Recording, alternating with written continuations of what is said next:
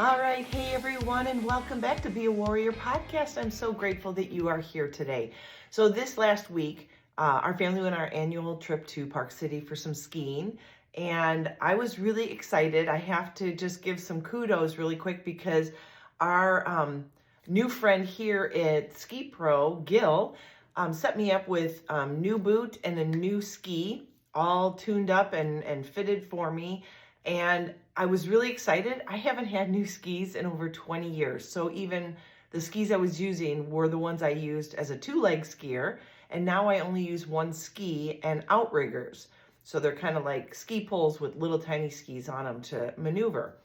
And I was so excited to get new stuff. But in the whole scheme of things, I started getting up inside my head and the mental game started to take its toll on me, which as much as I can talk a big game, I still, when I get out the first time I go skiing, everything is fresh, everything is new. You don't know the ski slope conditions. You don't know how many people will be out there with you. And I was trying very hard not to be like, you're in different skis and boots. You need to be careful. I was trying to shift it to say you have better on than you've ever had. But it really didn't matter. I started really kind of getting tense and struggled with the beginning day of skiing. Now, I will have to tell you too that it does not help when everyone and their uncle is on the slopes after a huge snowstorm trying to catch some fresh powder and they're all on spring break. For me as a one-leg skier and having to put all my energy into that quad and that foot and trying very hard not to lean heavily into my poles, but I do the first day, and hearing the shushing of people literally flying and zipping past me on either side is a frightening experience. When I'm skiing and I have a slope to myself, like our second day of skiing, I am so much better, so much more relaxed and fluid and not tense. I get to just loosen my grip and enjoy the slope. But when you are going back and forth and trying to maintain balance on one leg and you hear people flying past you and then see them, and I've had people literally going at breakneck speed and literally wiping out 20 yards in front of me where I have to move out of their way because they're a big snowball of chaos. And it is actually the hardest part of skiing, I would say, is the other people, at least for me. I just really struggle when I see and hear people kind of taking my life into their hands. And yes, as a single leg skier, a mono skier, well, I guess it would be a three tracker is what we call ourselves. I have been taken out from behind by someone coming at me and not paying attention. And everybody knows when you ski that the person in front has the right of way. So when you're coming up on someone, you have to veer out of their way. And I wasn't doing anything crazy and I don't go really fast. So having been there and been the recipient of being taken out by a fast skier, I do have a propensity to really focus on the noise around me. And that tenses me up. With that being said, the second day was a much more epic ski day. I was in my own element. There wasn't as many people, and there really wasn't anybody on the slopes we were taking. And it was just really nice. It was good to relax. It was good to just enjoy the new ski, the new boots. So Gil, thank you. If you're listening, I appreciate you so much, buddy. All right, so moving on. Last week I talked about connections and my faith and how I've gotten to where I'm at. But then I started realizing that one huge problem that I see, especially in women, so I might be approaching this more from a perspective that I understand through women, not that guys don't have this too, so please don't take it that way, but it is the identity of becoming an amputee. What is my identity? Who am I now? And it's interesting because my story is unique in the fact that I was an athlete all my life. I grew up with three big brothers in my house. My sister had married, there's 16 years difference between my sister and I. So she was married and out of the house by the time I was 4.5. But my brothers were who I had to handle and deal with. And yes, they would, dogpile me at commercial breaks in the evenings, and they would tackle me with the football, and we would get rough and play basketball. And so that's the kind of house I grew up in, always competing. And that made me who I am, which I've always identified as an athlete. And so if you don't know my story, when I got hurt originally, my original injury to my leg was during karate, and I was pre-testing for my 2nd-degree black belt, popped my MCL really bad, continued on my way through that pre-test, did great, except had irreparable damage to an MCL, which did not fix during PT and did not fix, obviously, in 10 surgeries over a 5-year time span. In that time frame, I had a lot of time to think, who am I? And at that time, of course, I was a wife. I am a wife.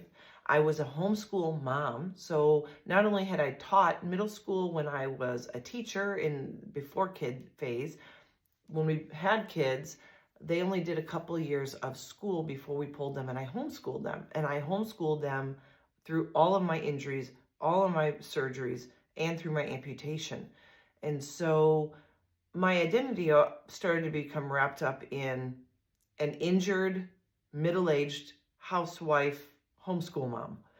And I lost my athlete side of me temporarily. I sat there, I gained slow weight. So over 5 years, you don't feel the progression of weight gain until you look back now and go, holy cow. I can see the difference in my facial structure in pictures, and I did not take a lot of pictures because I didn't like the way I looked or felt. And I was no longer in shape or doing anything that was remotely athletic. I couldn't walk, couldn't hike, couldn't bike, couldn't do anything. So when I did lose my leg, of course, my very first goal was to get back on the ski slopes. My surgery was mid-December or just before Christmas of 2018. And my husband had already booked our first ski trip where he thought I was just going to go and hang for April, the beginning of April of 2019. And just so you know, the time frame, when you have an amputation, you don't get your leg right away. You don't have the fitting until you're healed, your sutures are out, and your swelling has somewhat gone down. And so I had just at the end of March gotten my very first prosthetic, but I barely could walk in it by the time we went. So my goal was to ski. And of course, my husband said you could do the mono ski, which is kind of sitting in a bucket. You're low to the ground and use little tiny outriggers. And I said, no, if I'm going to ski standing up just like everybody else. And so that is the path I chose. It was definitely the harder path, and it was the more frightening path because you are much higher up off the ground and falling is a much bigger wipeout. But I wanted to get back to it. And I realized how much my identity was wrapped up in the athletic side. Where I felt good about myself was the athletic side of me. And yeah, I'm multifaceted, and so are you. And so when you start going, what is my identity? I also have realized that what people have to do is they may have to reinvent themselves, which actually I have to say is kind of was part of my most exciting part of my transition into amputee life. Is at this point, I could be whatever I wanted to be. Like, this was a fresh start. And that to me was the excitement and the fire that I needed lit under me to get back to being athletic, start working out, lose the weight, and show the world and myself and my family that I was good, I was going to succeed, and that this was the right choice for me. And so being an elected amputation, there was a lot riding on how I succeeded in my mind, because if I choose it, I better do it. You know what I'm saying? And I chose it because the life I was living wasn't what I wanted anymore. And all I kept thinking was, I really hope that after amputation, I can live the life that I want. Has it been easy? Of course not. Nothing worthwhile is going to be easy to get to. If it was, then everybody would be achieving it, right? But let's take, for example, the fact that as a woman, we see what the world sees us as. And when we sit even in line at a grocery store and see the magazine articles and the nice looking women and 2 legs and 2 arms and beautiful hair and nicely done makeup and perfect physique and, lightweight, small, petite in stature. And you sit there and go, this is what the world thinks is beautiful. And really what ends up happening is we start to become a shell. We start to withdraw and we start to worry about, am I enough? And I do know, unfortunately, I do know several people that I have talked to that their spouses left them after amputation, or their significant other has left them after amputation, which I think is ironic that the spouse can't seem to handle, or the significant other can't seem to handle the predicament, but we are living it. And some of the people that have been left, it was by no design or fault of their own. They weren't like complainers or whining about it, or, asking for so much help that it was unbearable. They were actually very well-to-do and doing well out in the world and running and working and doing their thing. But they were left. And that makes me sad, because I know what that did was it made them start thinking about, how will they find someone? How will they make a living for themselves? How will they feel loved and appreciated? And that just breaks my heart, because there is nothing wrong with a woman missing some limb. And we can be as powerful as we were complete the way we were born. So when you're sitting there thinking about this, and I talk about this because it really hasn't affected me, because mindset, right? Mindset is everything. Second, I had a very long talk with my husband about this phenomenon I had heard about prior to my amputation, about the divorce rate being so high. And he knew my fears, and he loved me through them. And he loved me despite the changes. And he loved me because he knows that I am more than 4 body parts. And my heart and my attitude and my humor and my just everything else is what counts. What's inside is what counts. And that comes from a long line of, we've been together since 17. So, he gets me, he gets what I'm going to do, and he knows that I will give everything I've got to return to a very active, full life, and one where he had to do a lot of work when I was doing all my surgeries and everything. He had to be the person making some of the meals for the kids and I. He had to be the one that rotated laundry and, whatever I could do while I was laying in bed with my leg up and iced. But he knew that I was going to get back, because I wouldn't accept anything less. So that's a mindset thing, right? Now, could it have gone wrong? Yeah, I suppose, if I didn't heal right and there was other issues. But I would say I'm blessed, and I'm a lucky one that mine was straightforward, and I came out pretty straightforward. Yes, I have phantom pain. Yes, I have phantom sensations.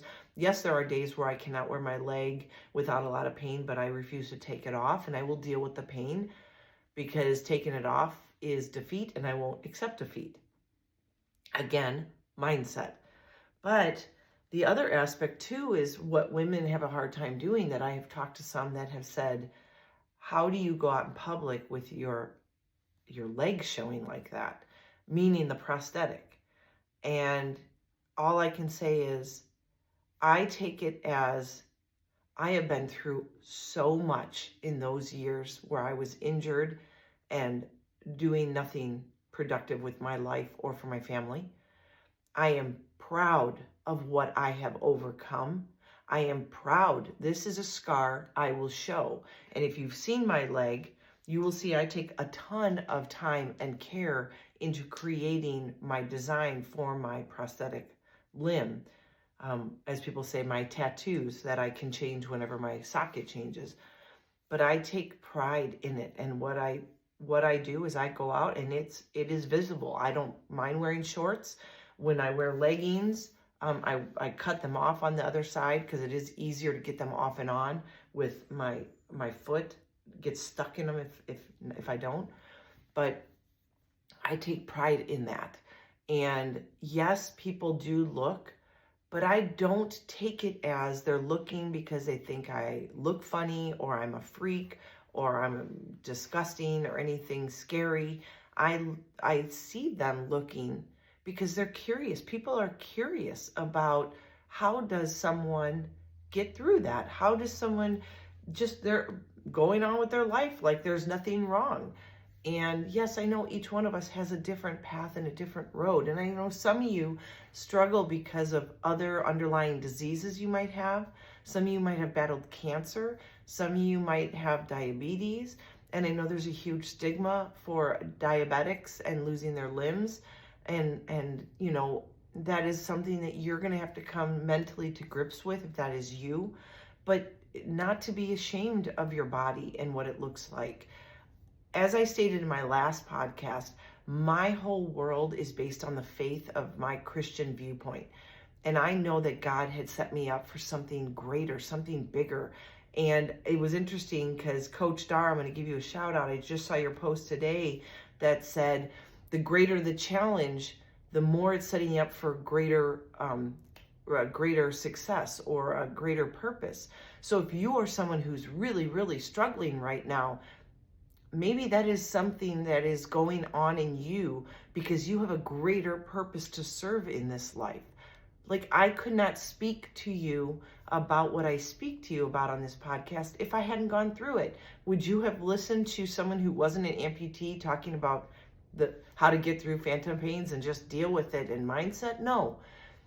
We have a voice because of what we go through. So if you are struggling right now, maybe you need to see that as a chance to have a greater purpose in this world. And I've spoken of the fact that when you least expect someone is watching you, someone is watching you. And so when you are vulnerable, someone sees that.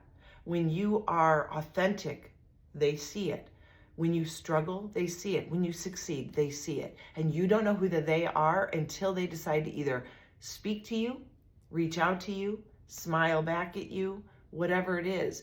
But if I were to go around the world and do my day-to-day with my head down and not making eye contact and feeling vulnerable, then I am missing out on some of the greatest rewards of going through this, which then in turn makes it easier to go through the things I go through because I want to help somebody else. I want to make a difference. I see that God has a path for me that I must live up to. And I take that with great pride and a sense of love that I am the daughter of the greatest thing in the world. And He wants the best for me. And His purposes are much greater than my purposes. And so when you go through all this, you have a purpose in life. And it sucks. Yes, it sucks to have to hurt. It sucks to go through struggles. But we all do. Whether you're an amputee or not, you go through something. And it is setting you up for a greater purpose. Now, moving forward, how do you get through all that? How do you manage? Well, sometimes you have to smile through the pain, right? Sometimes you have to just find your inner strength and bring it out when you least feel like it. And there are some days where that just all sucks. You throw it aside and you have a good cry. And that does happen. You know, it's kind of like the skiing. Yeah, I can show you pictures of me skiing, but please don't for 1 second think that when I go out there, it's easy. And quite frankly, the first day, it wasn't really that fun for me because I was more concerned about everyone around me and what they could do to me than living my own path. And that is on me. So I kind of, in one sense, wasted a day of skiing.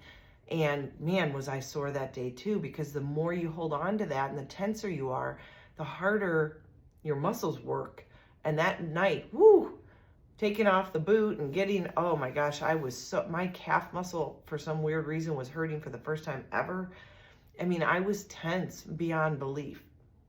So, you know, I will tell you with all honesty that, yeah, I love to ski. I am really proud of myself for doing that, because that is the one thing that our family does as a family that we all enjoy. But it is, every time I go out, it is a different challenge, a different day, a different slope, a different type of snow. Sometimes it's icy, horrible. Sometimes it's just really thick and wet. And sometimes it's just powdery. You don't know what you're getting. You don't know how you're going to go down it. Each lane, each run is different. Ones that were good one year, the next year might be mogully, like that happened this year. And, it is what it is. But we take things in stride. And truly, your mental game needs to be in epic proportions. You have to check yourself in the mirror every day and really own being an amputee. Really own your medical journey, and know if it takes everything you have to know that you can get through something, if there's a purpose on the other end. And there is, I guarantee you, there's going to be something that happens. But unfortunately, it's one of those moments where hindsight is amazing. But in the midst of it, in the throes of it, in the heart of it, it is not easy to see how this could be a purpose for something greater. But it is, I promise. So we're talking about this today. I started thinking about the people I met.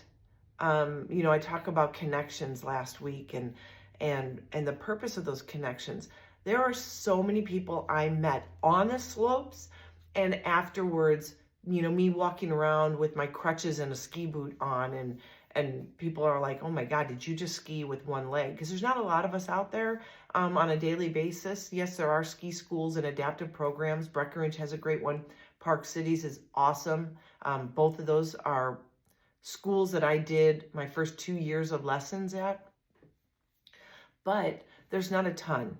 And it still is a marvel to those people that really see you. And I literally ran across 2 orthopedic surgeons while I was out on this trip. I talked to another man that worked in one of the stores whose buddy does monoskiing. So he was shocked that I did stand up. And then I had a conversation on the slopes. As I was going down, I stopped to talk to this older lady who had her grandchild between her legs and her son. So there was 3 generations skiing down with this little boy. And I just had to laugh because a long time ago, that's what we did with our kiddo. And I said, geez, I don't know if I'll ever be able to do that with my own grandkid between my legs, since I only have one leg. I said, but that is so cool. And she's like, well, you're putting us all to shame. So, you never know. Someone might just say just what you need to hear in the moment, because I had been struggling before that conversation, and it kind of filled me up, and it made me feel and appreciate what I'm actually accomplishing, because I'm really hard on myself. And I sometimes get to the point where I'm going down and I'm not doing exactly what I want to do. I'm not cutting it up hard, and I'm not really feeling the groove. And there's times where you feel it, and there are other times where you just can't find a rhythm. And when the moment I spoke to that lady was when I wasn't finding a rhythm. And afterwards I started finding my rhythm again, because I realized it didn't matter. Nothing else mattered except that I was out there trying. And the same thing goes for day-to-day life. It doesn't matter if you're walking perfectly like so-and-so that you see, or out there running like that amputee, or doing this or doing that. What matters is that you are out there and you are trying. You're giving it your best. And I want you to realize that self-love for where you're at is so vitally important.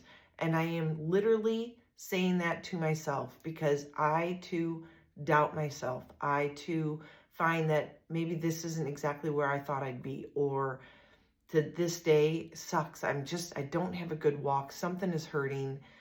And I feel down, right?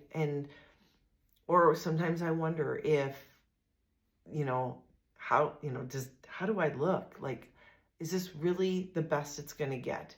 And so I understand doubting yourself, but we need to put that stuff aside, ladies. And men, if you're dealing with it too, I know that there are a ton of amputee lifters and bodybuilders and those guys that get out there and rough and tumble. And there's some of you that are really struggling to get up and get active, and you can do the whole weight gain just like we can. And I understand it. It's from both sides. But again, I'm a woman. I'm an amputee. I can talk to that. I cannot talk to men and how they're dealing with it, because I know for women, we are seen in a certain way physically, and what looks good or sexy and beautiful, and what the world tells us isn't. And I know it's getting better, but it's still really much, especially people in our generation, that's what we grew up with, what the ideal woman looks like.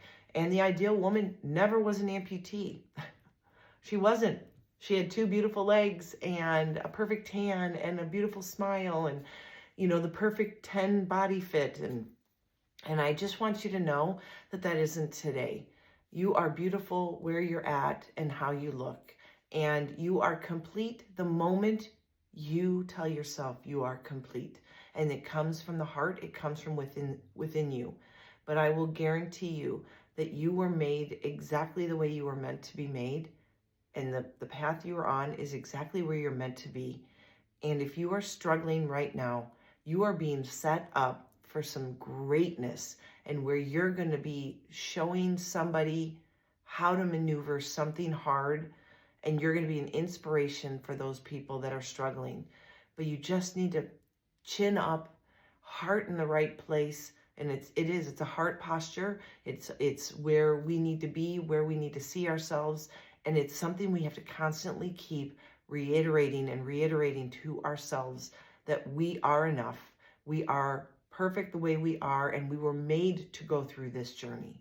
So for a call to action this week, especially the ladies, I want you to tell yourself how beautiful you are, where you're at right now, even if it's in the middle of a journey to get more fit or to be more active or to learn how to walk better in your prosthetic. I want you to tell yourself, I am beautiful. I am perfect the way I am. And this journey is the journey I'm meant to be on, and I will do great things. So write that down, reiterate it all the time, especially in the moment, and realize that the journey is the entire life. It is not until I can walk better, or until I lose 10 pounds, or until.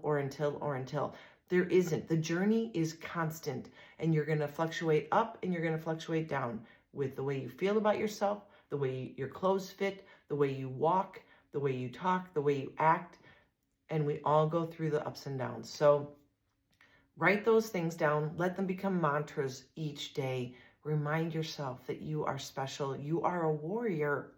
I keep telling you that. That's why we call this Be a Warrior podcast, because you need to be you, and you need to be the warrior that you are meant to be. And it takes a warrior mindset to get through some of the things we're going through.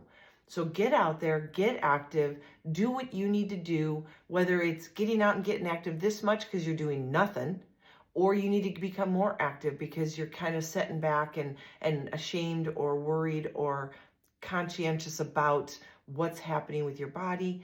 You know what? Embrace it, love it. You are beautiful. You are wonderful, and you are made in the perfect image of what you're supposed to be. So, warriors, get out there. Tell yourself that you are worth it, you are worthy, you are loved, and you are beautiful, because you are all of those things. And I hope you have a beautiful and blessed day. Get out there, get active, and always, as always, be healthy, be happy, be you.